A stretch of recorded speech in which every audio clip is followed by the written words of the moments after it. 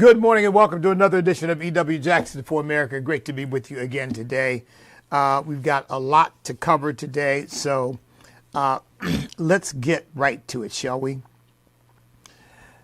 First of all, I want to remind everybody that I've been saying for years now that the Democrat Party has really become a demonic cult, and that they do not care about what happens to people, any Americans. They don't care what happens to homosexuals. They don't care what happens to the gender confused people. They don't care what happens to our young women that they were such champions of.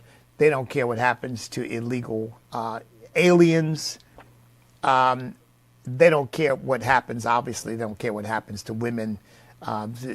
These claims that these baby-killing poison pills that they can give women to get rid of their unborn babies are safer than Tylenol. They don't care if women die. They could care less.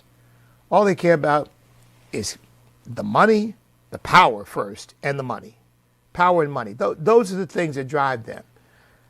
They would rather preserve, and they would rather preside over chaos, anarchy, murder, mayhem, riots, disorder. They'd rather preside over that than to serve the people in an orderly, law-abiding country. Now, that's just the truth. They can say what they want to say. They can, but that's really just the truth. The shutdown is another proof that that description I've just given you, that understanding of what the Democrat Party is just further evidentiary confirmation. Because look, they didn't really have any hope of accomplishing anything with the shutdown. What were they hoping to get from it? Therefore, they weren't interested in accomplishing anything for the American people with the shutdown. What they were interested in is hoping that the American people would blame Republicans for the shutdown, and that it would end up in a political windfall for them. Now, that was the name of the game. Okay, it had nothing to do with any policy issue. I mean, $1.5 trillion added in for all of this so-called LGBTQ nonsense and the health care for illegal aliens and all of this. I don't think they had any hope of that whatsoever. What their hope was that the American people would point the finger at the Republicans and that this would result in the Democrats being in a better position to take over the House next year and maybe even have some effect. I don't know how much they thought about this year's political races in Virginia and New Jersey and New York, but they undoubtedly probably at least had that as a footnote that, hey, who knows, maybe it'll help us with those elections as well. And to tell you the truth, I think it may well have helped them here in Virginia, particularly because we have so many federal bureaucrats who work here. And they're mostly on the liberal side. They're mostly deep staters. So that's what that has been all about. And now it looks like it's about to end tonight, unless Hakeem Jeffries pulls some kind of hours-long speech, which he's done, I guess, in the past, to try to hold up the legislation.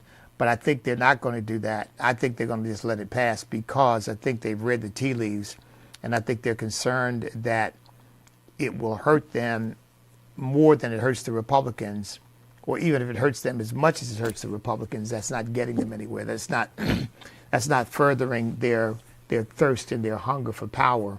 And so I think that they're likely going to relent, and we will see the government reopened. And tomorrow, when I come to you, it will be after a vote has been taken that has reopened the government, and they're back in business. In other words, they pass this continuing resolution, and they're back in business. And then they can go ahead and negotiate about this other stuff. And I mean, look, that's the nature of legislation. It's a negotiation.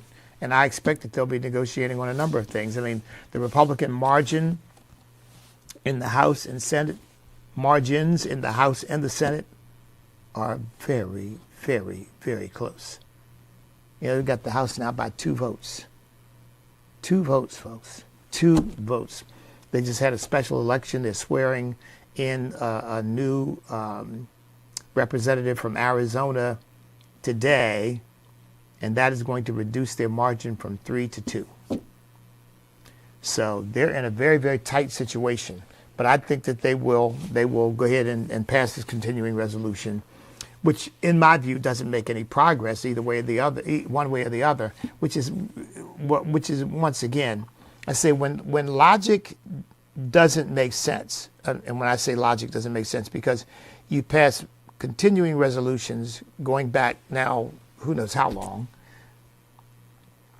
This continuing resolution did not change the level of the present level of spending at all, okay? And so this was a layup. This was an easy one. Yeah, we do that, and then we go back because the Republicans want to get some things done, and we go back and we negotiate on some of these things that we want to get done because they've got a very, very slim margin. We can pull off a couple of Republicans. They can't do anything. So, yeah, let's go back and let's have a debate about what comes next, whatever that happens to be. Obamacare, taking care of illegal aliens, extending the whole sexual deviancy movement to try to sweep more. I mean, whatever the Democrats wanted to do, I mean, they could, again, begin to negotiate that. And the things they want to do are absurd. Don't get me wrong. They're absurd. But still, legislation in a situation like this is definitely going to involve trade-offs. And the question is, can you make trade-offs that don't so offend your conscience that you just can't live with it? You can't abide it. But they didn't have to do that. This government shutdown was a power play, thinking that the Republicans always get blamed for the shutdown. We do this, they're going to lose in 2026. We will be back in the driver's seat. We'll control the House. We'll control the Senate. And we will then be able to rein in this fascist that we've got in office, as they would describe it. You know, one of the things that I want to discuss, and there are a couple of specifics, but I wanted to hit a couple broad themes before I got into it. You know, it's it's exasperating to me, but I keep hearing this accusation that the president is a fascist. And by extension, those of us who vote for him, those of us who voted for him, who support him, we're fascists. And I guess I'm not exasperated that they continue to call us these names, because that's all they've got. What exasperates me is, could you at least put some substance behind it? Could you at least say, here are the things that this president is doing that we really believe are contrary to the Constitution, to the laws of the land, to the basic culture of the American people? I mean, could you at least just throw some of that in? Just humor me. But just put something of substance behind it. But this is really the mark of the propagandist scoundrel. Because they know that for most people, all they've got to do is throw the label out there. All they've got to do is call the name. And people will not demand anything more than that. He's a fascist. What need more be said? He's a racist. What need more be said?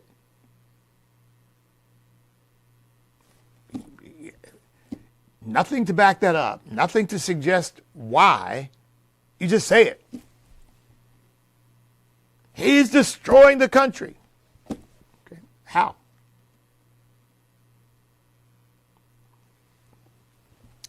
I think, really, at this point, the only thing they've got to hang their hats on is illegal aliens invading our country and President Trump getting them out. Now, apparently, they don't like that. And I understand why they don't like that, but they can't say why they don't like it. You see? So they've got to make this about he's destroying families and he's arresting American citizens and, just preposterous stuff. I don't know. Because here's the reality again, folks. These Democrats do not care about illegal aliens. Let me say that again. They do not care about illegal aliens.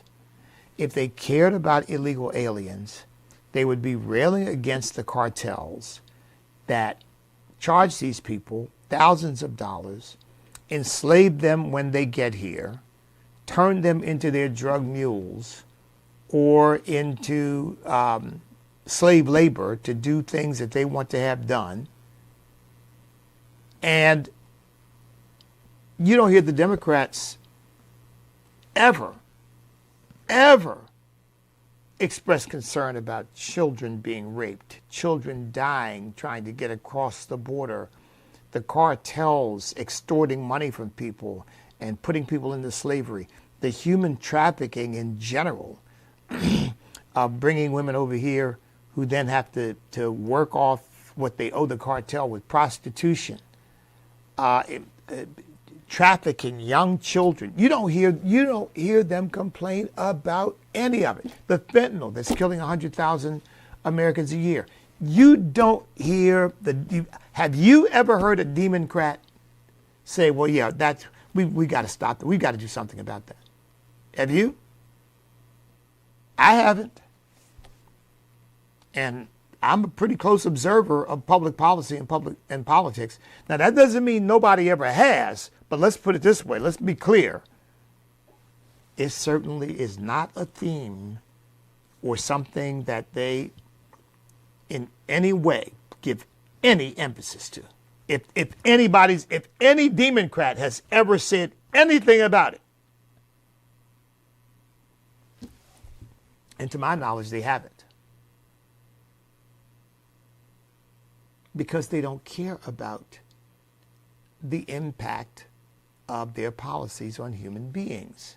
What they care about is whether the things they espouse, as well as the policies that they may be able to implement, bring more people to their side so that they can have hegemony over this country. That's what they care about.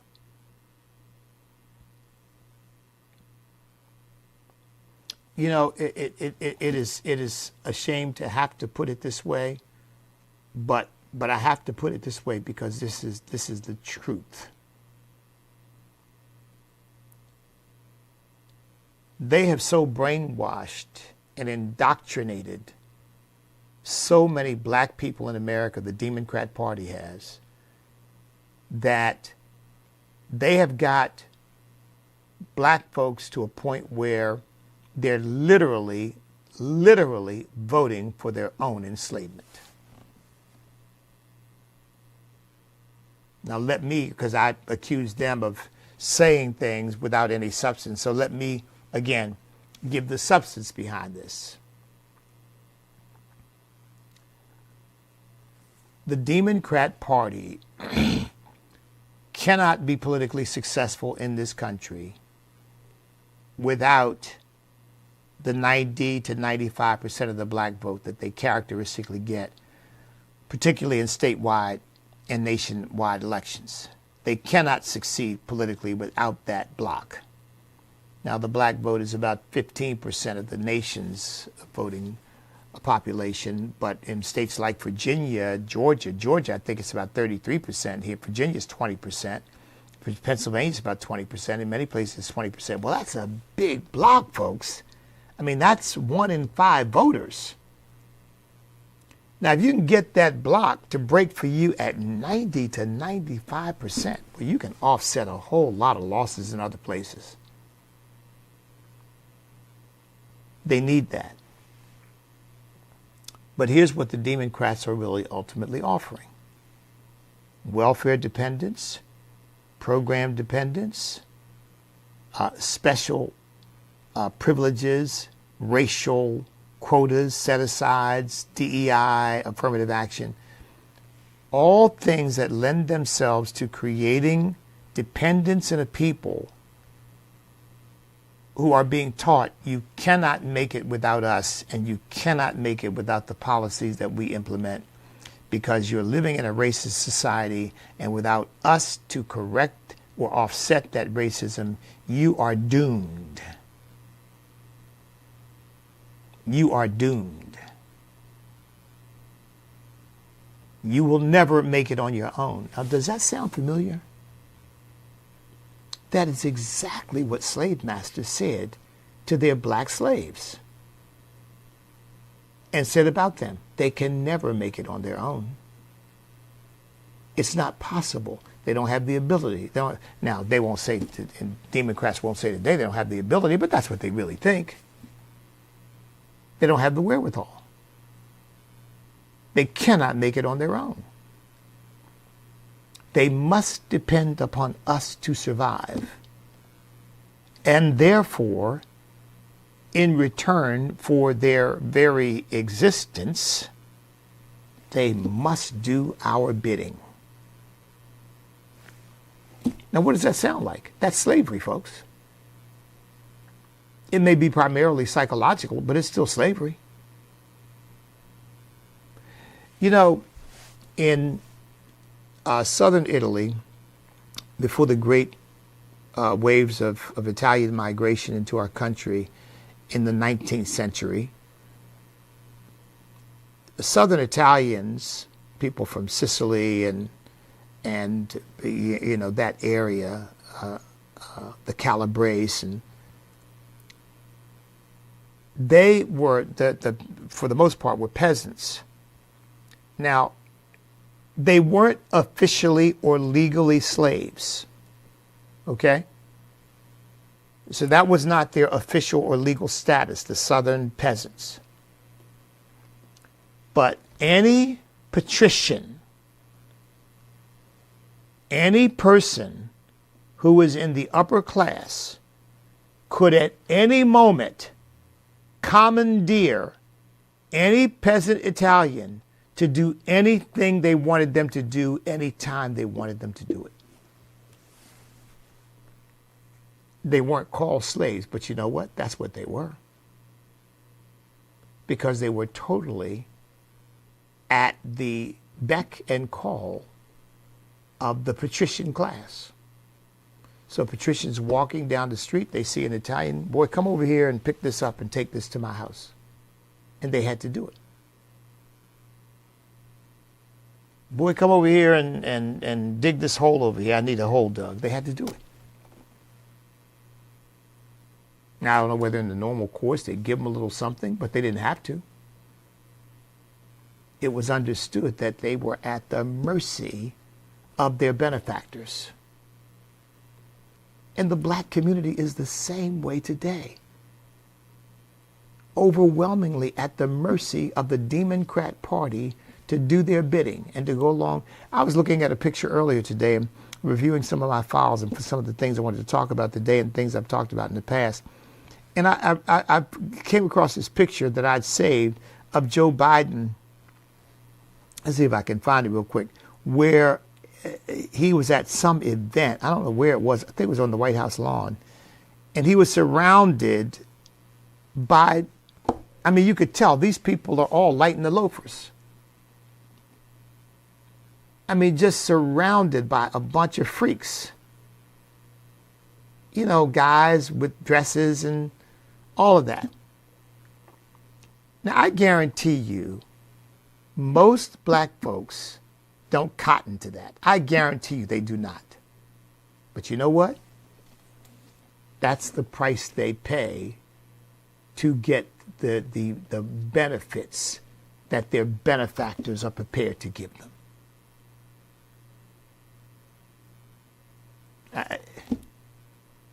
So what is that? So in slavery, your benefactor wants your child to do X, Y, Z. Well, what are you going to do? Complain?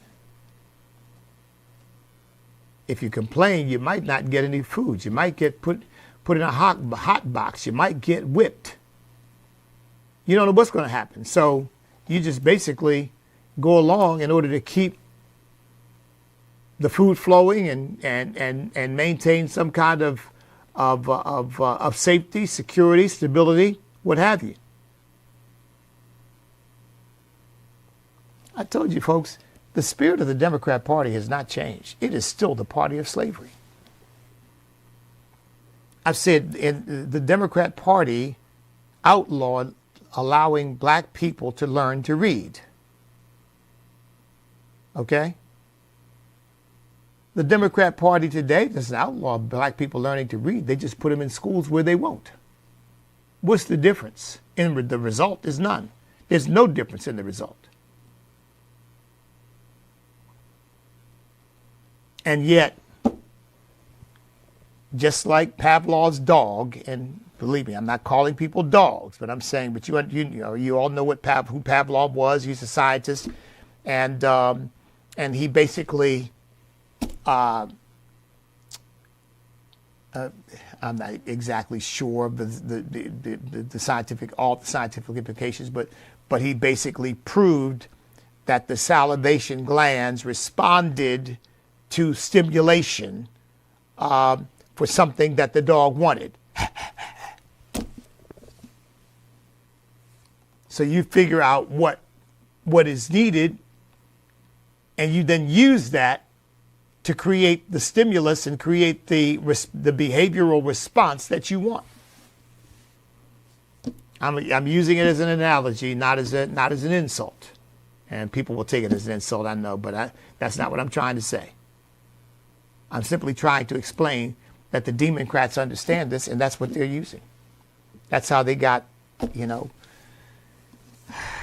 89% of black people voted for Jay Jones, the man who has murder in his heart.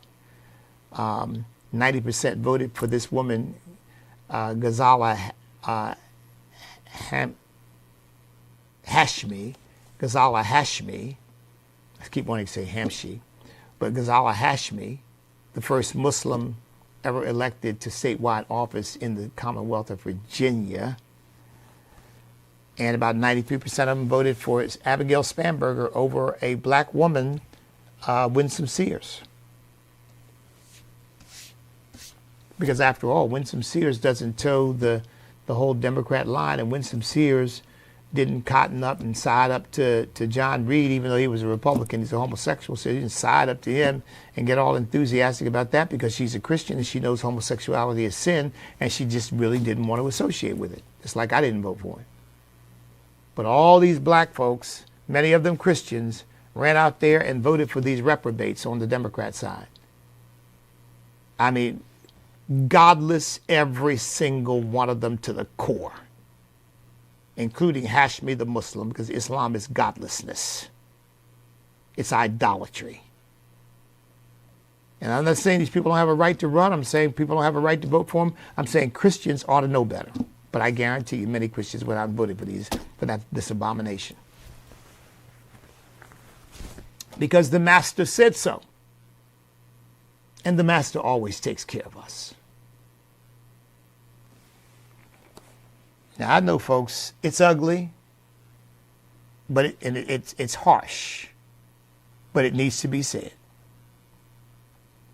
I'm teaching in the book of Hebrews, and I'm in chapter 3 right now, and I spent some time talking about this whole issue of once saved, always saved. And I said one of the things I think we're going to have to come to grips with is a lot of times we're talking about people who say they're saved or say they're Christians, but they're really not. And we watch the way they behave. We think, oh, well, that person must have backslidden, that person must have fallen away, or how that person renounced their faith, or whatever. But they didn't really, because they never had it.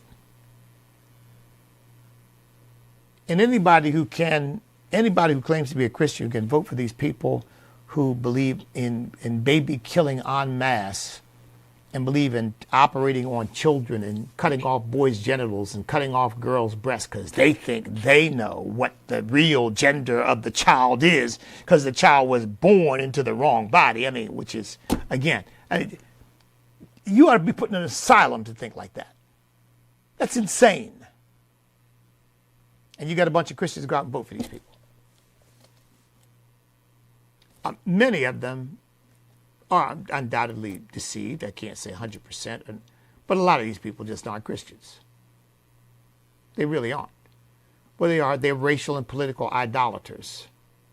And what they believe in is race and party and not Jesus. Well, they believe in Jesus as long as he's behind that, okay? If Jesus makes the cut after they fulfill their racial obligations and their political obligations, if Jesus makes the cut, then, oh, okay, well, we can deal with a little Jesus. Yeah, Jesus, you can come on in. We got a couple minutes for you. But he's definitely not their first loyalty. I told you all I had a discussion. It wasn't heated or offensive with a preacher up in Boston who brought Louis Farrakhan in to speak at his church. I've spoken at this church many times. Actually, I spoke at the church before this guy became the pastor of the church. Same church, but it was a new pastor.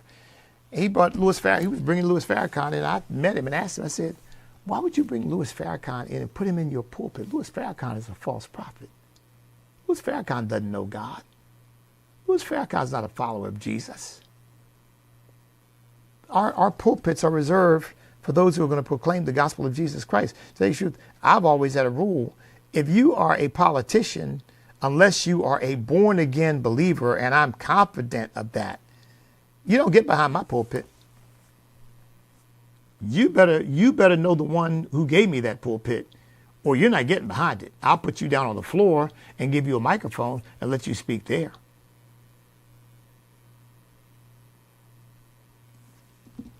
But I'm not exalting you because you're a politician. But you got folks, as long as you got a D behind your name, and if you got a D behind your name and you got dark skin, they don't care if you're a child molester. Yeah, I said it because that's the truth. Because you know what they say? If the person was a child molester, you know what they say? Oh, well, they're just out to get him because he's black. They're just, they make all kinds of excuses. It's like they erected statues of George Floyd. George Floyd, is a hero. You know George Floyd's probably in hell right now?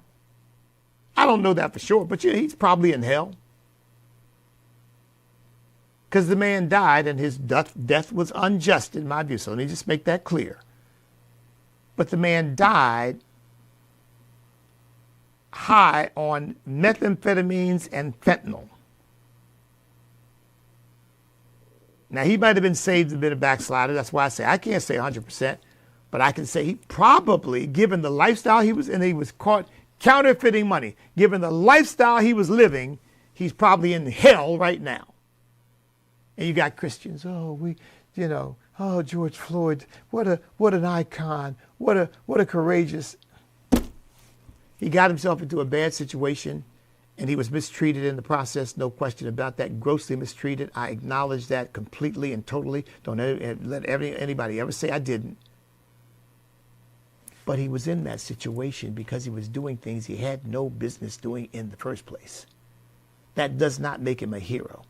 It does make him a tragic victim, but that's all.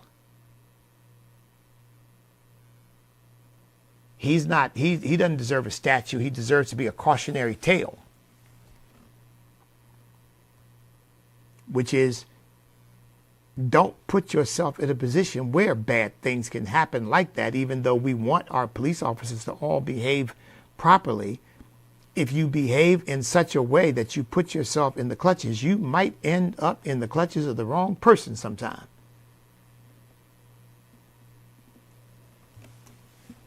That'd be different again if they plucked the man off the street, buying groceries for his family and loading in his car.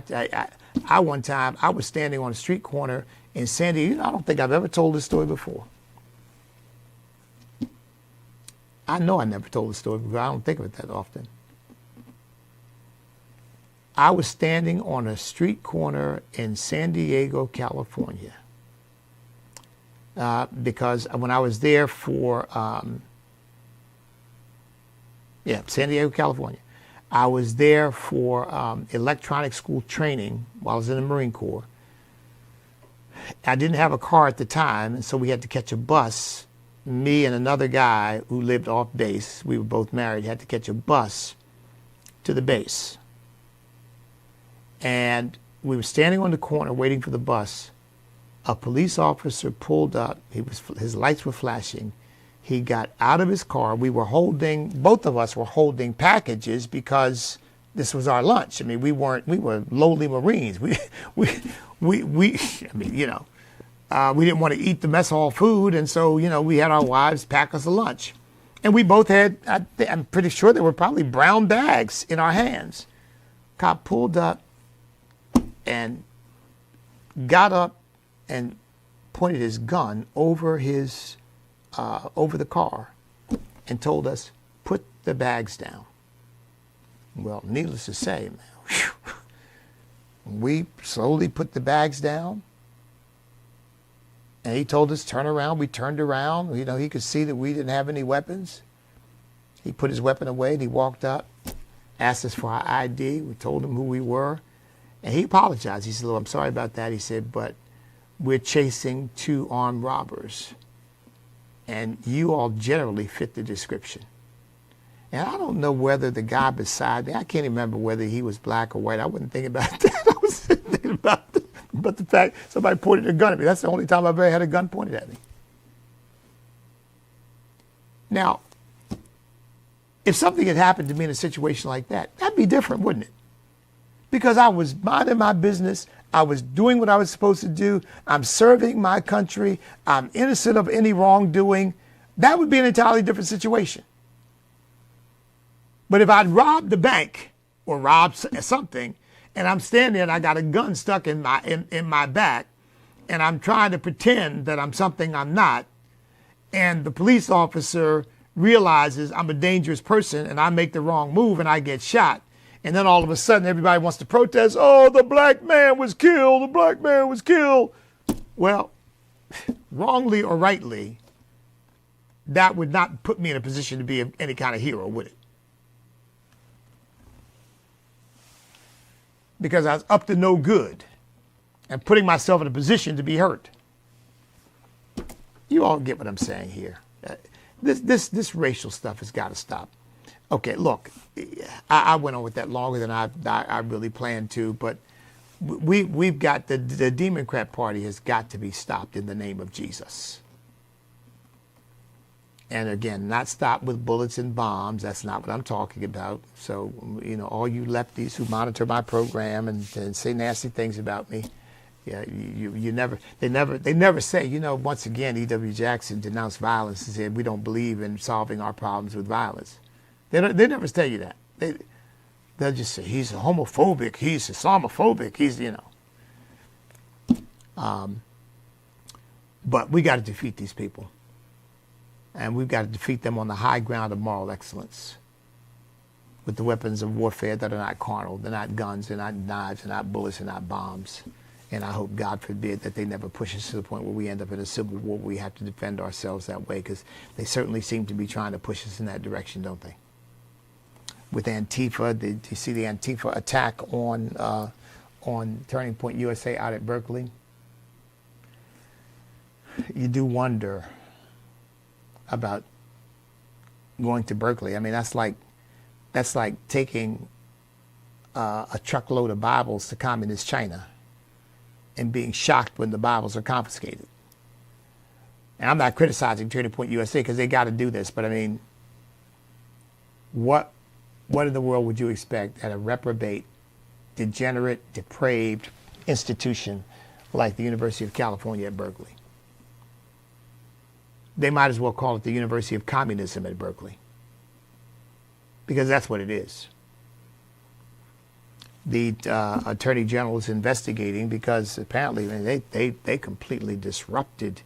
Well, they didn't disrupt the meeting because the meeting was inside. They wouldn't let people inside. But, I mean, they created havoc outside. And I guess they had a good turnout. So don't get me wrong. You've got to go to these kinds of places. But, man, you really wonder.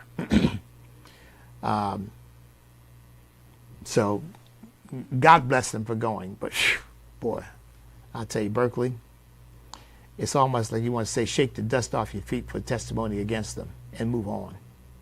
But God bless them for going, and I hope people get blessed and helped and saved. They have Rob Schneider on the program there. And, I mean, I think one of the great advantages, one of the great things about Turning Point USA is that they are bringing a Christian message. I think that is critically important to continue to do that, because that's what these people need. They need to be saved. That's what they need. Because Jesus, you hear me talk about not using violence. That's not because I think I'm trying to present myself as some, icon of virtue and, oh, look at me, look at how wonderful I am. No, it's because of what Jesus Christ has done in my life. It's because of the love of God in my life. Because I tell you something, folks, you probably already know this from some of the stories I've told. But of course, I've been saved now for almost 50 years, so obviously I'm going way back to a young man. But the pre-saved young man, I tell you what, you look at me wrong, you might have got your head knocked off, and I'm not kidding. So I just said that to simply put in context when I say I do not believe in violence. I don't want to hurt anybody. I love these folks. I pray for them. They're wrong. I hate what they stand for. I hate what they do, and I'm going to continue to fight what they stand for and fight what they do, but I don't hate them. And they're going to not interpret it that way because they don't have the ability to discern or understand the love of God. That's why they don't understand God either. God condemns their behavior but still loves them, but they don't understand that. So why would they understand a follower of Jesus Christ who condemns their behavior but loves them? So God bless you, Turning Point USA, for going out there. Now, I'm going to deal with this on my TikTok account, but I'm going to mention it now because it needs to be mentioned. But before I get to that, let me make the shutdown. There are people who are predicting the political demise of Chuck Schumer, that his time is over and that AOC is going to take over. And maybe they're right. I don't have any particular reason to doubt it. I haven't done the in-depth analysis of the situation to say, well, no, I think they've got it wrong. But I will say this. This is what the Democrat Party has come to. That Chuck Schumer, who is no conservative by any stretch of the imagination, I don't even trust Chuck Schumer on Israel. And Chuck Schumer's a Jew. I don't even trust him on Israel. I wouldn't trust him to be faithful to Israel. I wouldn't trust him to stand by Israel. I don't trust him to stand by our own country, let alone.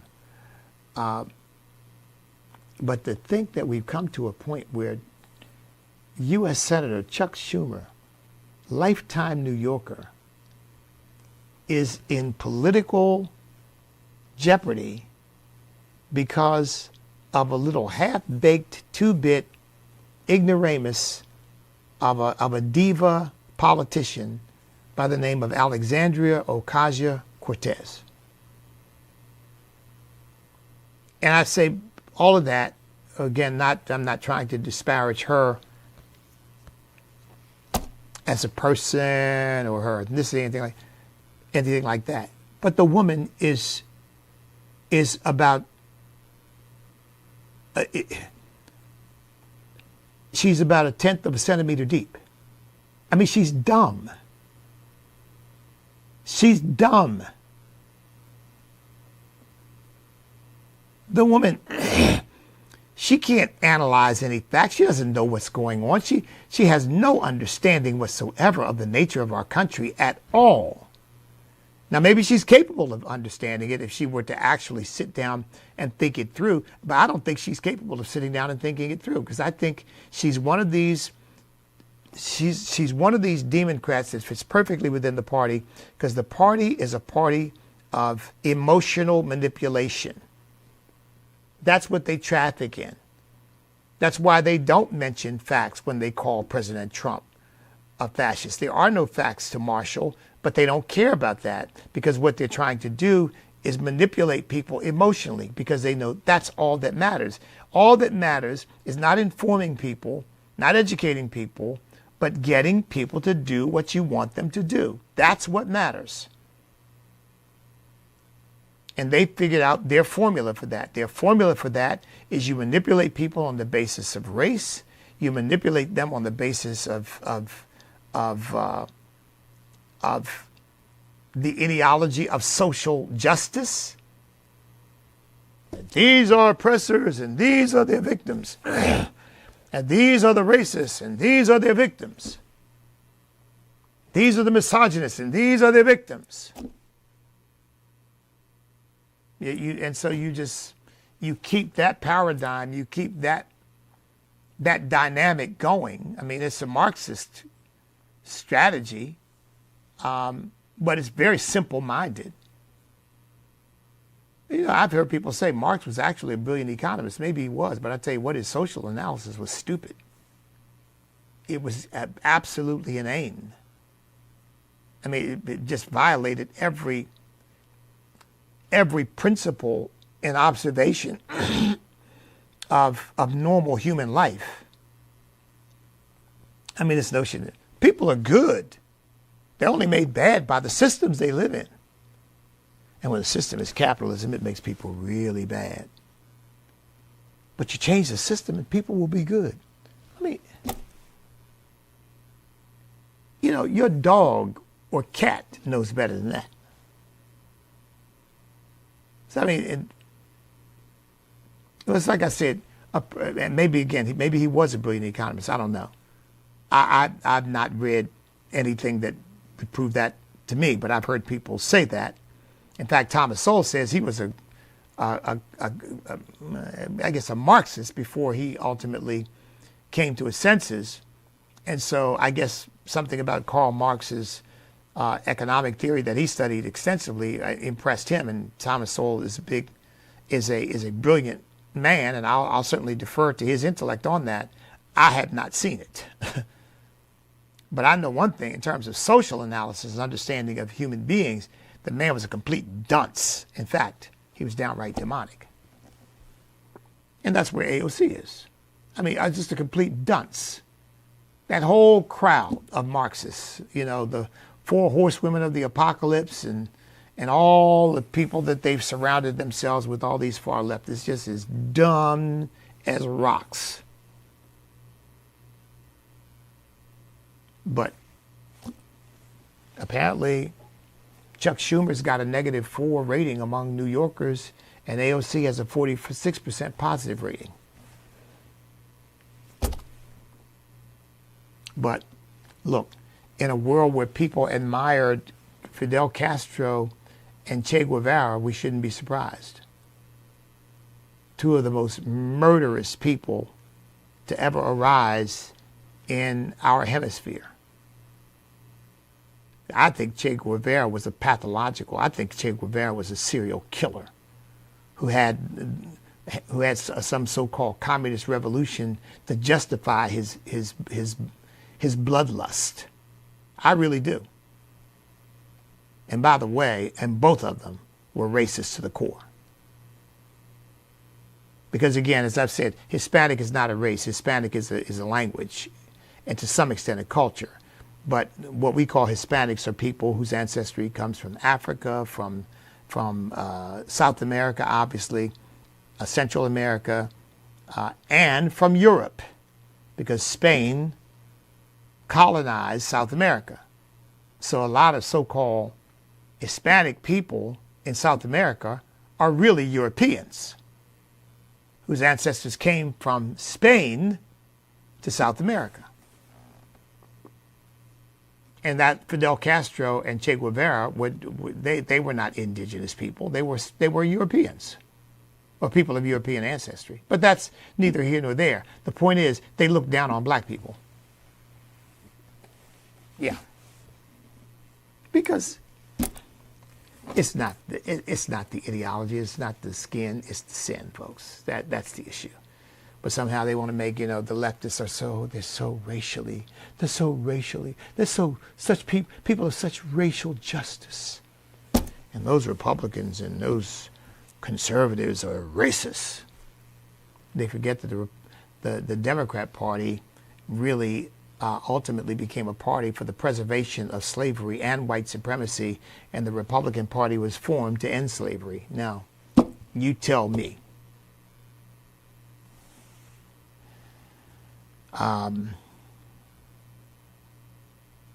Like I said, I want to come back to TikTok. I'm going to do that on my TikTok. I'm going to do a little TikTok presentation here shortly. Also, by the way, I forgot to mention, I'm so glad that President Trump declared Antifa a terrorist organization, because I think Antifa was behind this, what really amounted to a riot, a little mini riot in Berkeley. And these people ought to be investigated, arrested, prosecuted, and put in prison. Because, their act is they got a complete pass from the Biden administration, who denied that Antifa existed. They don't exist. Well, of course, then when you're talking to somebody who's not in front of you, it shouldn't surprise you that he would deny the existence of somebody who is in front of him, right? You're turning to shake hands with somebody who's not there. Yeah, well, I don't want to get into that. I pray for the man. I pray that prostate cancer doesn't kill him, and that he can live the rest of his life in peace and just leave us alone, leave Americans alone, just stay out of our business. Well, look, I should end it here. Here's some good news. The International Olympic Committee has decided to ban men from all female Olympic sports. Praise God. Now, I don't know who's responsible for that, but somebody in the Olympic Committee has got good sense finally. So praise God for that. That's some good news in the midst of all the craziness that we see going on around us. Well, look, as all this stuff unfolds, here is what you and I need to always remember, okay? So that we don't get discouraged and we don't get disheartened and we don't decide, you know what, man, I got plenty of stuff I can be doing that I don't have to deal with all this craziness. I can just kind of wrap myself in my little cocoon and live my life and say, hey, if they want to let the world burn down out there, let them do it. But I'm going to live in my little, in my little cocoon world and enjoy myself. Read my books, watch television, go out and do recreational stuff, earn enough money to live relatively comfortably, and forget the rest. I've met people who feel like that's what they want to do because they're just tired of it. But we have to remember this.